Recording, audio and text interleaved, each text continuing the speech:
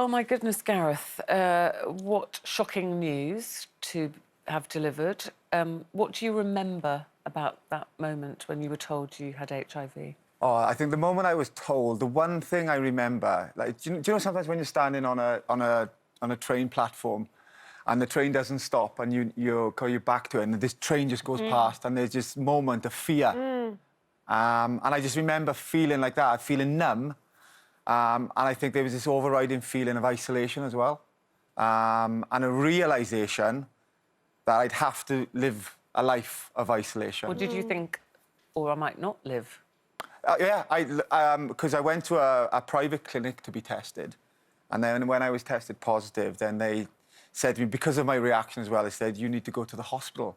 And on the drive then from the private clinic to the hospital was a thought that when I got to the hospital, they'll give me, I've got 5, maybe 8 years left to live. And then you fast forward again and then you think, how am I going to tell everybody this? How am I going to tell them the news and then tell my parents or tell my brothers, my nieces that I'm not going to be around anymore? And I suppose, like us sitting on the panel today, all similar ages, that you remember those adverts, that ad campaign in the 80s with coffins and gravestones. Yeah, I thought I was educated about HIV, and I thought I was educated about AIDS, because the only thing I ever remember seeing or being told about it was this horrific advert that was on the television. Yeah, and you died. That was it. You died from it. And at the time, when there wasn't medication to suppress HIV, then it was needed because people were actually dying. But what happened was medicine moved on, yet we never got told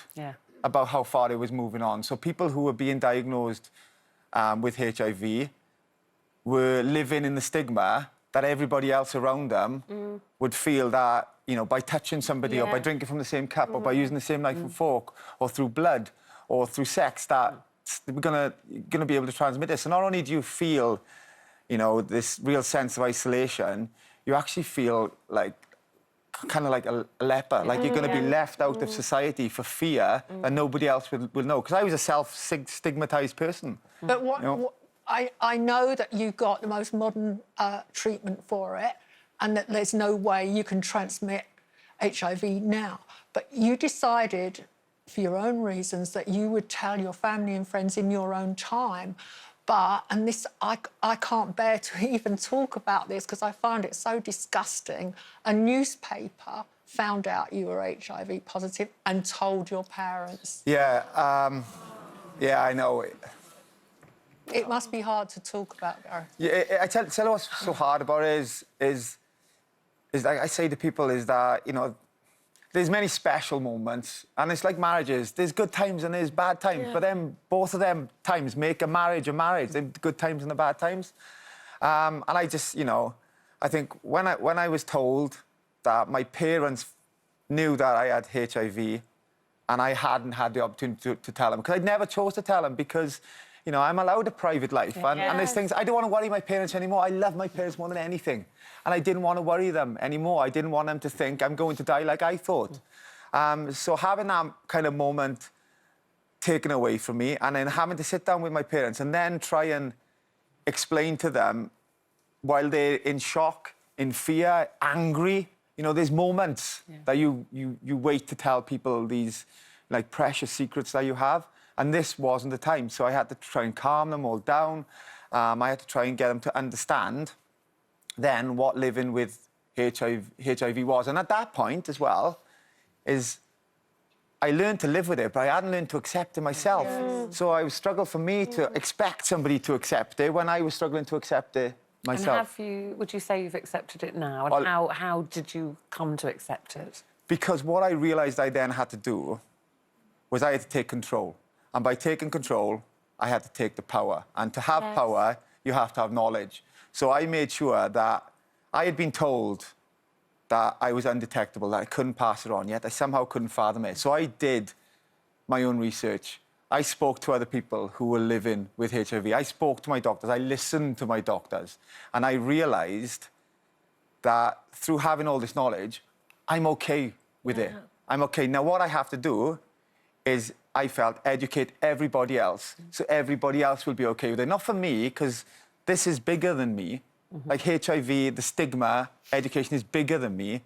I wanted to create environments where people wouldn't be stigmatized. And by doing that, you had to educate people. And I take 1 tablet a day.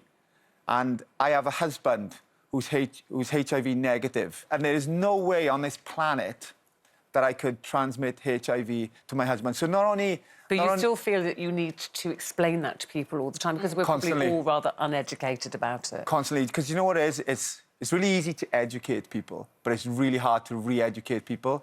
So we all believe that we know.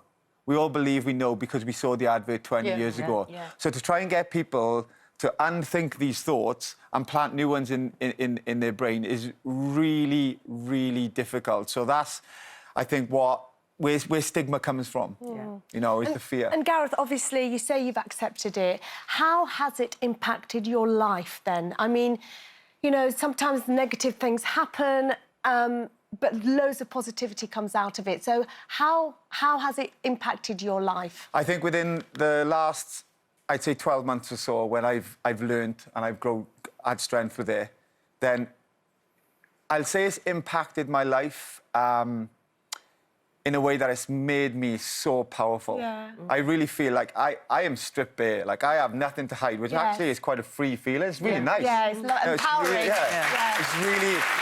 It's really, really nice. But what I see now every day, which actually gives me more, because like I said earlier, this is not about me. It gives me more strength, more belief in what I represent, is I see people talking about HIV in restaurants, talking about HIV in bars, having the conversation on a daytime television show about HIV. So we are now going into millions of houses, of living rooms, that would never have a conversation about HIV. Yeah. And also, you've had royal support from Prince Harry. He got in touch with me when my story came out because he's kind of carried on the legacy that his mother had, and the boundaries she broke and the stigma she tried to break. And he's carried on that, and he's really passionate about it.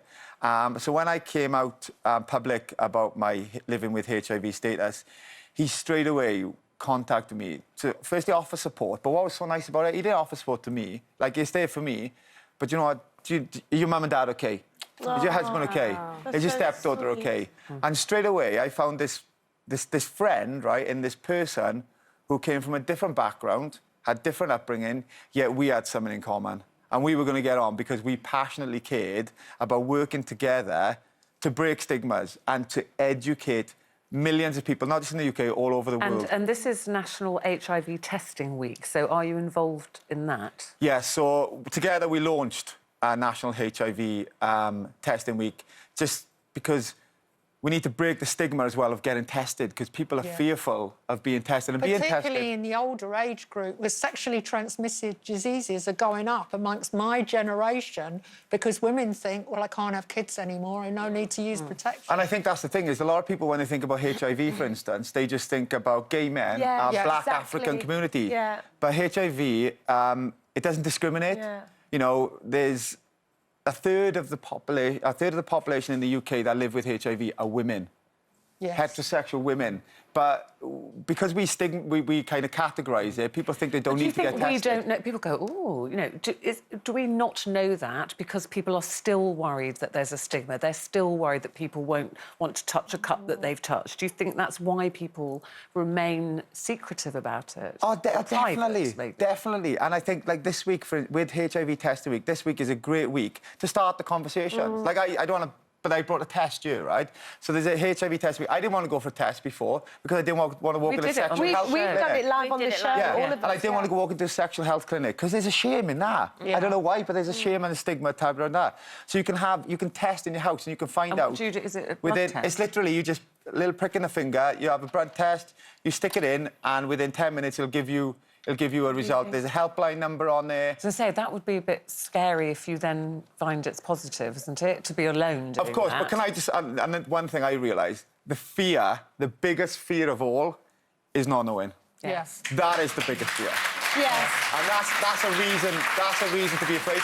If you are found out you're positive, there is so... Like, Terence Higgins Trust is out there. There's so many helplines and people who want to help you get through the stage and get on medication as quick as you can, because the sooner you get on medication, the sooner you become undetectable, the sooner you can live the life that I have right now, living with HIV. And I proudly say it, I am living the best life, because I have realised kind of what it's like to be at a moment of thinking you're going to die. Yeah. And it takes that sometimes to realise how precious life is. And I have that. Well, it's Gareth, it is International Men's Day today, Wow. and you truly are an inspirational man. really It are. was so Amazing. fantastic to hear you Thank you. talk. Thank you. And I'm sure you will help a lot of people now that you know, I know you were sadly forced to tell your story, but look where it's taken you, and we applaud you for that. Thank you very much. Thank you. Gareth Thomas, everybody. Thank you. Thank you so much.